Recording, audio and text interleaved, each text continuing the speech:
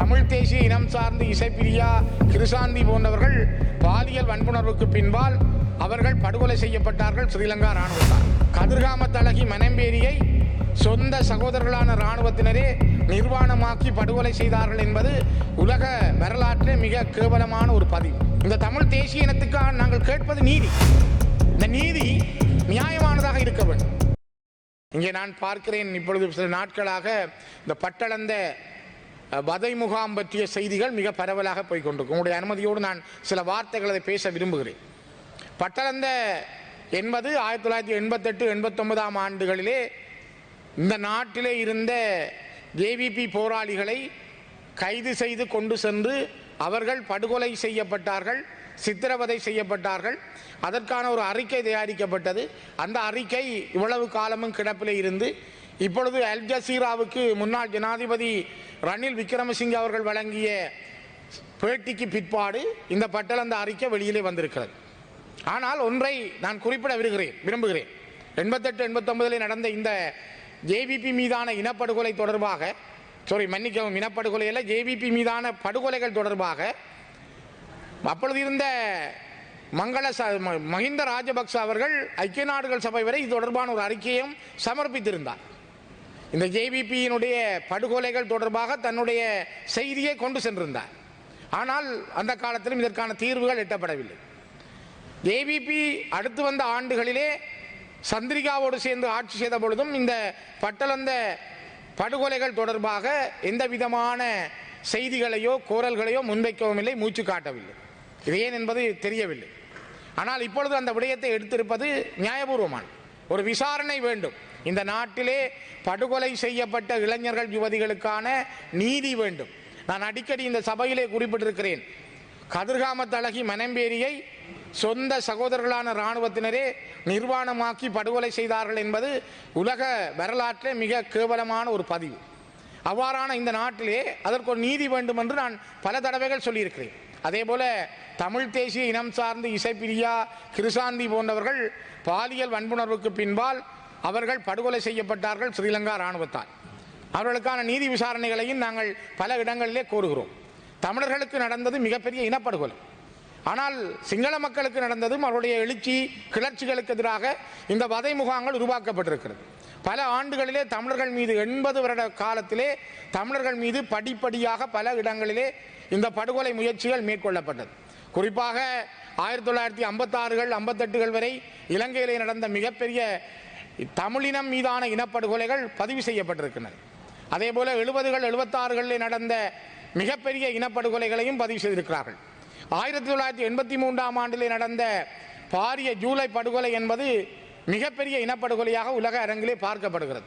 அதற்கு பிற்பாடு 2009 ஆண்டிலே 2006 நடந்த வாகரையிலே நடந்த இனப்படுகொலையும் 2009 ஆண்டு முள்ளிவாய்க்காலிலே நடந்த இறுதி இனப்படுகொலைகள் என்பது இந்த நாட்டிலே மிக முக்கியமானது. இதற்கான விசாரணைகள் எதுவும் நடைபெறவில்லை. கௌரவ பிரதி சபாநாயகர் அவர்களே, நாங்கள் பாதிக்கப்பட்ட ஒரு இனம், நாங்கள் அழிக்கப்பட்ட ஒரு இனம். நான் உங்களுக்கு ஏற்கனவே சொன்னது போல உணவு கூட அனுப்பாமல் கொல்லப்பட்டவர்கள் தமிழர்கள். 4,20,000 மேற்பட்டவர்கள் இறுதி யுத்தம் நடக்கும் பொழுது முள்ளிவாய்க்கால் முல்லைத்தீவு பகுதிகளில் இருந்தார்கள். ஆனால் 70,000 பேர் தான் இருக்கிறார்கள் என அப்போது இருந்த பாதுகாப்புத்துறை அமைச்சர் கோட்டபாய ராஜபக்ச அவர்களும் அப்போதைய ஜனாதிபதி மஹிந்த ராஜபக்ச அவர்களும் 70,000 பேருக்கான உணவுப் பொருட்களை அனுப்பினார்கள். 4,20,000 பேர் இருந்த பொழுது 70,000 பேருக்கான உணவுகள் அனுப்பப்பட்டிருந்தால் எத்தனை பேர் பட்டினியால் கொல்லப்பட்டிருப்பார்கள்? இது ஒரு இனம் மீதான, ஒரு தமிழ் தேசிய இனம் மீதான மிகப்பெரிய இனப்படுகொலையாக இந்த உலகத்திலே பார்க்கப்படுகிறது. கனடா நாடு இந்த விடயம் தொடர்பிலே தன்னுடைய கரிசனையை கொண்டிருக்கிறது. கனடா நாட்டில் இருக்கின்ற 2 கட்சிகள், அதனுடைய தலைவர்கள் சொல்லுகிறார்கள், இங்கு நடைபெற்றது இனப்படுகொலை என்பதை நாங்கள் ஏற்றுக்கொள்கிறோம். சர்வதேச அடிப்படையில் இந்த விடயங்கள் பேசப்படுகிறது. இன்று மனித உரிமைகள் ஆணைக்குழுவினுடைய அமர்வுகள் நடைபெற்றுக் கொண்டிருக்கிறது. இந்த அமர்வுகள் நடைபெற்றுக் கொண்டிருக்கிற பொழுது இலங்கை விடயம் பேசப்படுகிறது. ஆனால் இங்கு நடைபெற்றது ஒரு இனப்படுகொலை இல்லை என நீங்கள் வாதிடுகிறீர்கள். நீங்கள் அது தொடர்பாக பேசுகின்றீர்கள் இல்லை. ஆனால் இங்கே நடந்த பட்டளந்த படுகொலை பற்றி நீங்கள் பேசுவதற்கு தயாராகிறீர்கள். நாங்கள் அதனை எதிர்க்கவில்லை. விசாரணை வேண்டும். யார் மீது குற்றம் நடந்ததோ, யார் அநியாயமாக கொல்லப்பட்டார்களோ, யார் நீதிக்கு புறம்பாக கொல்லப்பட்டார்களோ, யார் நீதியின் கண்களுக்கு முன்னால் சித்திரவதை செய்யப்பட்டார்களோ அவர்களுக்கான நீதி வேண்டும் என்பதை நாங்கள் தமிழர்களாக வதைபட்ட வலியுணர்ந்த மக்களாக நாங்கள் அதனை வரவேற்கிறோம். ஆனால் அதே நேரம் தமிழர்களுக்கு நடந்த இந்த இனப்படுகொலைகள் தொடர்பிலே, தமிழ் தேசிய இனத்தின் மீதான படுகொலை தொடர்பிலே ஏன் இந்த அரசு சரியான ஒரு முடிவை எடுக்க முடியாமல் இருக்கிறது? 2015ஆம் ஆண்டு செப்டம்பர் மாதம் மங்கள சமரவீர இந்த நாட்டினுடைய வெளியுறவுத்துறை அமைச்சர் நேரடியாக மனித உரிமைகள் ஆணையகத்துக்கு வந்தார். மனித உரிமைகள் ஆணையத்தில் அவர் சொன்னார், நீங்கள் எடுக்கின்ற இந்த தீர்வுகள் முடிவுகளுக்கு நாங்கள் ஒத்துழைப்பு வழங்குகிறோம், சர்வதேச ப்ராசிக்யூட்டர்ஸை கொண்டு வர நாங்கள் அனுமதிக்கிறோம், பன்னாட்டு நீதியாளர்களுடைய ஆலோசனைகளை பெறுகிறோம், இந்த தொழில்நுட்ப டெக்னிக்கல் சப்போர்ட்டை நாங்கள் எடுத்துக்கொள்கிறோம், இந்த நடைபெற்ற தமிழ் மக்கள் மீதான இனப்படுகொலைக்கு ஒரு நீதி காண்பதற்கு நாங்கள் கலப்பு பொறிமுறையை கையாளுகிறோம். ஏற்றுக்கொண்டார்கள். ஒரு அரசு இருக்கும் பொழுது ஏற்றுக்கொண்டார்கள், இன்னொரு அரசு வரும் பொழுது இல்லை என்கிறார்கள். கோட்டபாயா வந்தவுடன் நிராகரித்தார். இந்த அரசு வந்த பொழுதும் அவர்கள் இதனை எதிர்த்து நிராகரித்திருக்கிறார்கள். ஆனால் உங்களுக்கு தெரியும், நாங்கள் இந்த மண்ணிலே உங்களோடு சேர்ந்து வாழ விரும்புகிறோம். நாங்கள் பல தடவைகள் பதிவு செய்திருக்கிறோம். நாங்கள் பல தடவைகள் எல்லாம் இப்பவும் சொல்லுகிறோம், நாங்கள் இந்த மண்ணிலே வாழ விரும்புகிறோம். ஆனால் நீங்கள் நீங்களாகவும் நாங்கள் நாங்களாகவும் எங்களுடைய தனித்துவங்கள் அடையாளங்கள் நிராகரிக்கப்படாமல் வாழ்வதற்கான ஒரு உரிமை இந்த மண்ணிலே இருக்கப்பட வேண்டும். அது ஒரு சமஷ்டி அடிப்படையிலான அரசியல் தீர்வாகத்தான் அமைய முடியும். ஒற்றையாட்சி இலங்கைக்குள் இந்த தீர்வு ஒரு இனத்தை ஒரு இனம் சுரண்ட முடியாமல், ஒரு இனத்தை ஒரு இனம் கபலீகரம் செய்ய முடியாமல், ஒரு இனத்தை இன்னொரு இனம் அடக்காமல் இருப்பதற்கான வழிமுறை என்பது ஒற்றையாட்சிக்குள் உருவாக முடியாது. ஆனால் ஒரு நாடாக இருப்பதற்கு சமஷ்டி அடிப்படையிலான அரசியல் தீர்வு என்பது அந்த நாட்டிலே வாழுகின்ற பல்தேசிய இனங்களை அரவணைத்து செல்வதற்கான மிகப்பெரிய பாதையாக மாறும். பட்டளந்தையில் நடந்த வதை முகாம் எல்லோருடைய இரத்தங்களையும் உறைய வைத்திருக்கிறது. அங்கே நடந்தது குற்றம் என்றால் அந்த குற்றம் நிரூபிக்கப்பட வேண்டும், உரியவர்கள் தண்டிக்கப்பட வேண்டும், உரியவர்கள் கைது செய்யப்பட வேண்டும் என்பதில் எங்களுக்கு மாற்று கருத்தில்லை. நாங்கள் அதில் நியாயமாக அதை ஏற்றுக்கொள்கிறோம். ஆனால் அதே போல நீங்கள் நவாலி சென்ட் பீட்டர்ஸ் தேவாலயத்தின் மீது மேற்கொள்ளப்பட்டு 150க்கும் மேற்பட்ட பொதுமக்கள் கொல்லப்பட்டதை ஏன் விசாரணை செய்ய நீங்கள் தயங்குகிறீர்கள்? அதே போல நாகர்கோயிலே கொல்லப்பட்ட மக்கள் மீது நடந்த படுகொலைகளை விசாரிக்க ஏன் தயங்குகிறீர்கள்? மண்டதீவிலே கொல்லப்பட்ட மக்களை பற்றி ஏன் நீங்கள் சிந்திக்க தவறுகிறீர்கள்? குமுதினி படகிலே கொல்லப்பட்டவர்களுக்கு என்ன நீதி கிடைத்திருக்கிறது? குருநகர் கடலிலே கொல்லப்பட்டவர்களுக்கு என்ன நீதி கிடைத்திருக்கிறது? கொக்கட்டி சோலையிலே கொல்லப்பட்டவர்களுக்கு என்ன நீதி கிடைத்திருக்கிறது? வாகரையிலே கொல்லப்பட்டவர்களுக்கு என்ன நீதி கிடைத்திருக்கிறது? திருகோணமலையில், நெடுங்கேணி ஒலுமடுவிலே, அம்பாறை மாவட்டத்திலே நாங்கள் கொத்து கொத்தாக பல இடங்களில் கொல்லப்பட்டு அழிக்கப்பட்ட தமிழ் தேசிய இனம் தன்னுடைய நிலங்களை இழந்திருக்கிறது. இந்த தமிழ் தேசிய இனத்தினுடைய பல இடங்கள் இன்றும் மீள குடியேற முடியாமல் இருக்கிறது. நிலங்களை வழங்குகிறார்கள் இல்லை. இது கூட ஒரு இனாளிப்பு. இன்றும் கூட தன்னுடைய சொந்த நிலத்துக்கு போக முடியாமல் பலிகாமம் வடக்கிலே 3000 ஏக்கர் காணிகள் வரையான பிரதேசங்கள் 13 கிராம அலுவலக பிரிவிலே அவர்கள் 90ஆம் ஆண்டிலே இடம்பெயர்ந்தார்கள். ஆனால் இன்று போக முடியாமல் இருக்கிறார்கள். காரணம், இது ஒரு கட்டமைக்கப்பட்ட இன அழிப்பாக தன்னுடைய சொந்த இடத்துக்கு போக முடியாமல், அவன் சொந்த நிலத்திலே வாழ முடியாமல் அந்த இனம் தடுக்கப்பட்டிருக்கிறது, தொடர்ந்து அழிக்கப்படுகிறது. பௌத்த தேவாலயங்களை அமைக்கிறீர்கள், பௌத்த ஆலயங்களை அமைத்து அந்த பிரதேசங்களை காணிகள் அந்த பௌத்த ஆலயத்துக்கு சொந்தம் என்கிறார்கள். அந்த இடங்களை பறிக்கிறார்கள். அங்கே இன்னும் இடங்கள் எடுக்கப்படுகிறது. அப்படி என்றால் இந்த நாட்டினுடைய நீதி என்ன? இதற்கான நீதி எவ்வாறு கிடைக்கும்? நான் கேட்கிறேன். இப்பொழுது அண்மையில் கூட உங்களுக்கு தெரியும், யாழ்ப்பாணம் செம்மணி இடுகாட்டிலே சுடலையிலே மனித எச்சங்கள், மனித எலும்புக்கூடுகள் எடுக்கப்பட்டன. அதற்கான நீதி இன்னும் வெளிவரவில்லை. அண்மை காலங்களிலே 2 ஆண்டுகளுக்குள் குமுளமுனை, முல்லைத்தீவு குமுளமுனை பகுதியிலே வீதியை அகலிக்கின்ற பணி செய்கிற பொழுது அங்கே கிட்டத்தட்ட 36க்கும் மேற்பட்ட மனித அடையாளங்கள், இறுதி யுத்தத்தின் பொழுது கொல்லப்பட்ட மனித எச்சங்கள் எடுக்கப்பட்டிருக்கிறது. இவை 2009ஆம் ஆண்டு இறுதி யுத்தத்தின் பொழுது கைது செய்யப்பட்டு உயிரோடு புதைக்கப்பட்டதாக இருக்கலாம் என தடயவியல் நிபுணர்கள் கூறுகிறார்கள். வரிப்புலி சூருடைகளோடு, பெண் போராளிகளுடைய உள்ளாடைகளோடும், பெண்புலிகளுடைய இலக்க தகடுகளோடும் அவை அந்த குமுளமுனை புதைகுழிகளில் இருந்து எடுக்கப்பட்டிருக்கிறது. அவர்கள் தாக்கப்பட்ட விதத்தை கூட தடயவியல் நிபுணர்கள் சொல்கிறார்கள், அவருடைய வாய்கள் ஆவண்ட விதத்தில் அவர்கள் புதைக்கப்பட்டிருக்க வேண்டும். ஏனென்றால் அவருடைய வாய்கள் திறந்தபடி இருந்தன. எவ்வளவு படுகொலை செய்யப்பட்டு, சித்திரவதை செய்யப்பட்டு, அவர்கள் அரை உயிரோடு குமுளமுனையிலே படுகொலை செய்யப்பட்டிருக்கிறார்கள் என்றால் மனிதனுடைய ரத்தம் எவ்வளவு உறையக்கூடிய அளவுக்கு இந்த நிகழ்வுகள் நடைபெற்றிருக்கிறது. பட்டளந்த மட்டுமல்ல, இந்த நாட்டினுடைய வதை முகாம், இலங்கையினுடைய வடக்கு கிழக்கினுடைய பல பகுதிகள், திருக்கேஸ்வரத்தை கிண்டினால் எலும்புக்கூடு வருகிறது, குமுளமுனையை கிண்டினால் எலும்புக்கூடு வருகிறது. நீங்கள் எந்த இடத்திலே தமிழர் வாழுகின்ற பிரதேசங்களில் நீங்கள் மண்ணை தோண்டினால் அங்கு தமிழர்களுடைய மனித எலும்புக்கூடுகளைத்தான் காணுகின்ற பிரதேசங்களாக மாறியிருக்கிறது. அதனால்தான் நான் குறிப்பிடுகிறேன், நாங்கள் பாதிக்கப்பட்டவர், நாங்கள் இந்த மண்ணிலே அளிக்கப்பட்ட ஒரு தனி தேசிய இனம். இந்த தமிழ் தேசிய இனத்துக்காக நாங்கள் கேட்பது நீதி. இந்த நீதி நியாயமானதாக இருக்க வேண்டும். அது ஒரு சர்வதேச விசாரணைக்கு உட்பட்டதாக இருக்க வேண்டும். சர்வதேசத்தினுடைய சட்டங்களுக்கு உட்பட்டதாக இருக்க வேண்டும். மனித நேயங்களுக்கும் மனித உரிமைகளுக்கும் மதிப்பளிக்கப்பட்டதாக இருக்க வேண்டும். அதனால்தான் கௌரவ பிரதி சபாநாயகர் அவர்களை நான் குறிப்பிடுகிறேன். மிக மிக முக்கியமாக நீங்கள் ஒன்றை புரிந்து கொள்ளுங்கள்.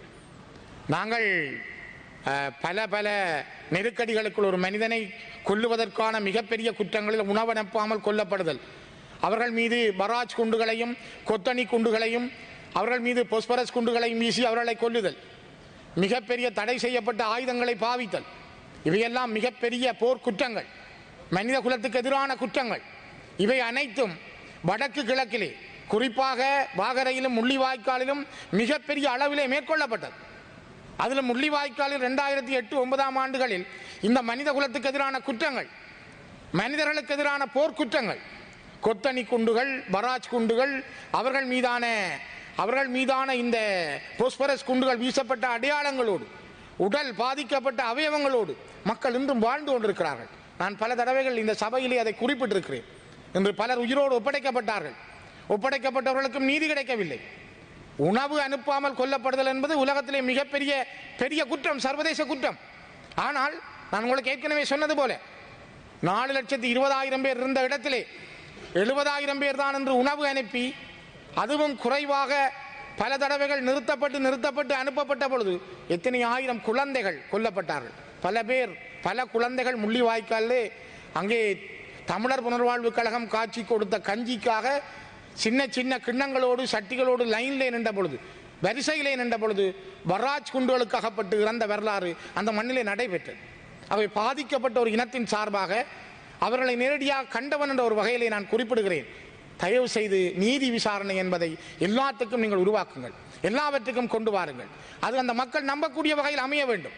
அந்த மக்களுக்கு ஒரு நம்பிக்கையை தர வேண்டும். அந்த மக்கள் நம்பக்கூடிய வகையில், அது உலகம் ஏற்றுக்கொள்ளக்கூடிய வகையில், அதுதான் உண்மையான ஒரு ஜனநாயகம் உள்ள நீதியுள்ள நாட்டுக்கு ஒரு நல்ல செய்தியாக அது அமையும். பட்டளந்தவில் நடந்த உங்களுடைய போராளிகளுக்காக நடைபெற்றதை மட்டும் நீங்கள் விசாரணைக்கு உட்படுத்துவது ஒரு பக்கச்சார்பானதாக மாறும். அதனால் தான் நான் குறிப்பிடுகிறேன்.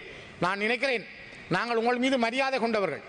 நான் 1971 சரி, 1988-89களிலும் ஜேவிபி போராளிகளாகவே நாங்கள் பார்க்கிறோம். உங்களை நாங்கள் பயங்கரவாதிகளாக பார்க்கவில்லை. ஜேவிபி போராளிகள் கிளர்ச்சியாளர்கள் என்று சொல்லப்பட்டாலும் நீங்கள் இந்த மண்ணிலே கொல்லப்பட்ட பொழுது உங்களுக்காக இரக்கத்தோடு செய்திகளை பார்த்தவர்கள், இரக்கத்தோடு உங்களுக்காக பேசியவர்கள் நாங்கள். களனி ஆற்றிலே பல ஜேவிபி இளைஞர்கள் கழுத்து வெட்டப்பட்ட நிலையிலே வெட்டி சரித்து மிதந்து வந்த பொழுது அவற்றை பார்த்து கவலைப்பட்டவர்களில் தமிழர்கள் மிக முக்கியமானவர். அவ்வாறெல்லாம் இருந்த காலங்கள் இன்று இருக்கிறது. ஆனால் உங்கள் மீதான விசாரணை வேண்டும். இங்கு யார் கொல்லப்பட்டிருந்தாலும், அப்பாவி இளைஞர்கள் கொல்லப்பட்டிருந்தாலும் அதற்கான விசாரணை வேண்டும் என்பதில் தெளிவாக இருக்கிறோம். ஆனால் அதே நேரம் நீங்கள் இதனை ஒரு வேறு திசைக்கு கொண்டு செல்ல வேண்டாம். ஒரு பட்டளந்த என்கிற விசாரணையினூடாக இங்கு நடைபெற்றதெல்லாம் ஒரு சின்ன சின்ன கொலைகள் தான், அல்ல இது ஒரு சின்ன சின்ன ஒரு வதை முகாம்கள் தான் என்பது போல உலகத்துக்கு காட்ட முனையாதீர்கள். பட்டளந்தவில் நடந்த ஒரு வதை முகாம், அது ஒரு உள்ள இனத்துக்குள் இராணுவத்தினால் உங்களுக்குள் படுகொலை செய்யப்பட்டார்கள். ஆனால் எங்கள் மீது திட்டமிடப்பட்டு 80 வருஷங்களாக மெல்ல மெல்ல எங்களுடைய நிலங்கள் பறிக்கப்பட்டிருக்கிறது, எங்களுடைய கலாச்சாரங்கள் அளிக்கப்பட்டிருக்கிறது, எங்களுடைய உயிர்கள் காவு கொள்ளப்பட்டிருக்கிறது, பல லட்சக்கணக்கானவர்கள் அழிக்கப்பட்டிருக்கிறார்கள். அவர்கள் அழிக்கப்பட்ட வரலாறு என்பது மிக முக்கியமானது. ஒரு இனத்தின் மீது இன்னொரு இனத்தின் இராணுவம் நேரடியாகவே இனப்படுகொலை செய்தது. உணவு அனுப்பாமல் இனப்படுகொலை செய்தார்கள். அவர்கள் இராணுவத்தினுடைய தடை செய்யப்பட்ட ஆயுதங்களை பாவித்து இனப்படுகொலை செய்தார்கள்.